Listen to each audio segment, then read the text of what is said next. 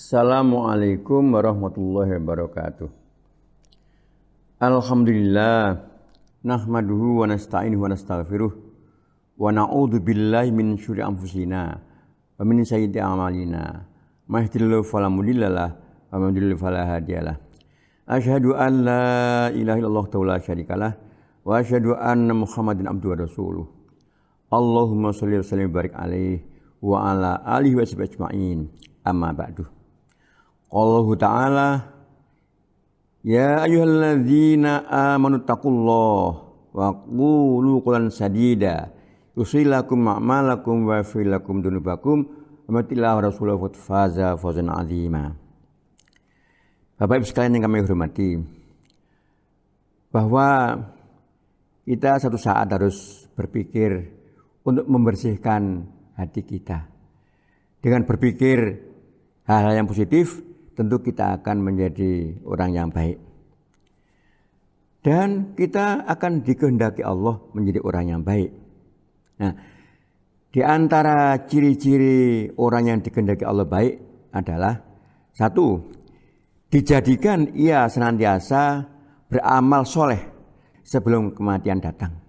Artinya dia sebelum pada akhir hayatnya itu amalnya baik, kelakuannya baik, terhadap manusia baik, terhadap keluarganya juga baik, dan ibadahnya lebih-lebih juga baik.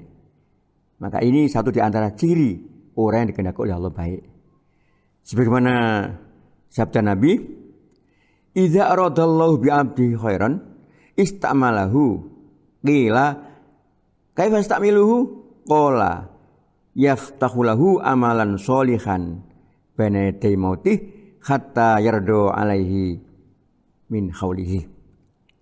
Apabila Allah menginginkan kebaikan kepada seorang hamba, Allah jadikan ia beramal. Lalu para sahabat bertanya, apa yang dimaksud dengan dijadikan dia beramal? Maka Rasulullah SAW bersabda, dibukakan untuknya amalan soleh sebelum meninggalnya, sehingga orang-orang yang berada di sekitarnya ridho kepadanya.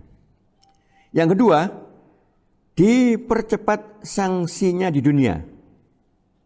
Sebagaimana sabda Nabi, "Idza aradallahu bi 'abdihi al-khaira ajal uqubah fid dunya wa idza arada bi 'abdihi asyarra amsaka anhu bi dzambihi hatta yuwafa bihi yaumil qiyamah." Apabila Allah menginginkan kebaikan kepada hambanya, Allah akan segerakan sanksi untuknya di dunia. Dan apabila Allah menginginkan keburukan kepada hambanya, Allah akan menahan azab baginya akibat dosa-dosanya di dunia sampai Allah membalasnya dengan sempurna pada hari kiamat. Hadis riwayat Tirmidzi dan Al-Hakim dari Anas bin Malik. Namun tidak berarti kemudian kita supaya menjadi orang baik kemudian mohon kepada Allah supaya kita disiksa. Bukan begitu maksudnya. Tentu saja itu tergantung Allah di dalam memberikan cobaan-cobaan kepada hambanya. Dan kita tidak diperkenankan untuk meminta kepada Allah agar dipercepat sanksi kita di dunia, karena kita belum tentu mampu menghadapinya. Bapak sekalian yang kami hormati, yang ketiga adalah diberikan cobaan. Orang yang dikehendaki Allah akan diberi cobaan oleh Allah. Mayudillahu bi khairan yusab minhu. Hadis ini dari Nabi yang diriwayatkan oleh Imam Bukhari. Mayuridillahu bi khairan yusab minhu. Barang siapa yang Allah inginkan kebaikan, Allah akan memberinya musibah. Cobaan pasti akan menimpa pada siapa saja seorang mukmin, dan cobaan itu pasti bagi seorang mukmin akan mampu mengatasinya. Sebab doa bagi orang mukmin sebagaimana pada Al-Qur'an yang Allah contohkan, yaitu Rabbana wa la tuhammilna ma la taqata lana bih. Ya Allah, jangan Engkau bebankan kepada aku sekiranya aku tidak mampu. Jadi kita di sini bukan menolak cobaan, tapi kita mohon kepada Allah supaya cobaan itu kita mampu menerimanya, mampu mengatasinya. Sehingga ketika Allah memberi cobaan, Allah akan memberikan kemampuan untuk mengatasinya. Cobaan pasti akan menimpa kepada siapa saja bagi orang mukmin, karena Allah juga sudah menjanjikan, Allah sudah berfirman, a'udzu minasyaitonir rajim, wa lanabluwannakum bisyai'in minal khaufi wal ju' wa naqsim minal amwali wal anfusi wath thamarat wa basyiris sabirin. Sungguh kami akan menguji kalian dengan sedikit ketakutan, kelaparan, kekurangan harta, jiwa, dan buah-buahan, dan berikan kabar gembira bagi orang-orang yang bersabar. Artinya dengan ayat ini maka jelas bahwa cobaan itu pasti akan ada. Apakah itu cobaan yang berupa rasa takut, rasa kelaparan, kekurangan harta, kerugian, kebanjiran, kebakaran dan sebagainya, dan kemudian kematian di antara keluarga kita, dan kemudian adanya kerusakan-kerusakan dalam kebun kita, apakah tanaman-tanaman, buah-buahan dan sebagainya, itu pasti akan dialami oleh setiap orang.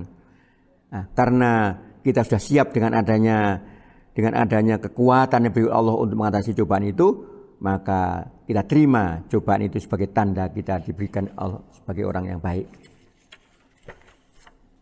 Yang keempat, dijadikan faham terhadap agama Islam.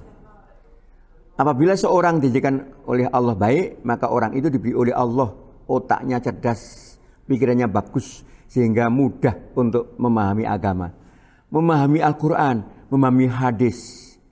Demikian juga memberikan makna-makna dalam ajaran agama itu dengan bagus, sehingga dia merasa nikmat dalam menjalankan agama itu karena ia memahami sebenarnya ajaran itu. Nabi SAW bersabda, "Ma yuridillahu bihi khairan yufaqihu fiddin." Barang siapa yang Allah inginkan kebaikan padanya, maka Allah akan fakihkan, ia fahamkan dalam masalah agama itu, sehingga ia mudah di dalam mengamalkannya karena ia telah faham tentang agama. Hadis ini diriwayatkan oleh Imam Bukhari dan Muslim. Pemahaman adalah semata-mata karena pemberian Allah. Maka setiap kali kita menerima pemahaman agama, kita harus bersyukur kepada Allah, di mana kita berarti akan dijadikan oleh Allah orang yang baik, karena kita bisa dengan mudah memahami Al-Quran, memahami hadis sebagai dasar agama. Yang kelima, yaitu akan diberikan kesabaran. Setelah kita diberikan pemahaman agama, kemudian kita diberi kesabaran. Karena sabar itu memang dalam agama sangat penting sekali. Dan orang yang diberi Allah kesabaran, tentu saja dia akan mudah mengamalkan agama, perintah-perintah agama, mudah dia akan meninggalkan larangan-larangan agama, dan dia pun juga akan bisa mengatasi apabila diuji oleh Allah, juga diberi sabar. Nabi bersabda, "Wa ma'ato ahadun, wa mauti ahadun ato'an khairum min awsa' min sabri." Tidaklah seorang diberikan sesuatu yang lebih baik dan lebih luas daripada kesabaran. Artinya kesabaran itu suatu sifat yang sangat baik yang digunakan oleh seorang muslim untuk mentaati agama, mentaati perintah dan meninggalkan larangan, serta menyikapi apabila ada cobaan. Maka apabila seseorang muslim diberi 5 keadaan ini, maka jelas orang itu akan menjadi orang baik. Diberi kesabaran oleh Allah, diberi mudah paham tentang agama, dan kemudian dia juga bisa menerima cobaan dengan baik. Dia juga sering menerima ujian-ujian di dunia ini sebagai satu bentuk kita akan dijadikan oleh Allah orang baik karena kita sabar. Dan yang pertama atau yang terakhir adalah kita dijadikan oleh Allah senantiasa beramal soleh sebelum datang kematian kita. Artinya pada akhir orang itu, akhir hidupnya dia berbuat amal soleh. Sekian, maaf, terima kasih. Assalamualaikum warahmatullahi wabarakatuh.